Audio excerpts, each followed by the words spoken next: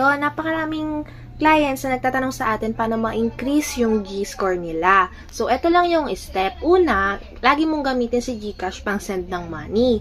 Pangalawa, pwede mong gamitin si GCash pang pay ng bills mo tulad ng internet bills, water bills, electricity bills, so on and so forth.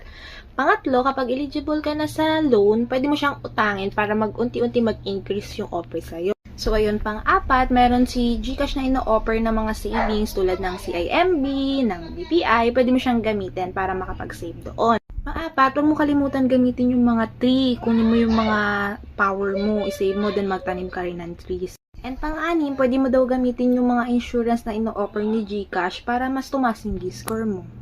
So, ayun, kalimitan, magkakaroon ka lang ng offer ng G-Gives or G-Credit kapag nag-start na sa 500 yung G-score mo.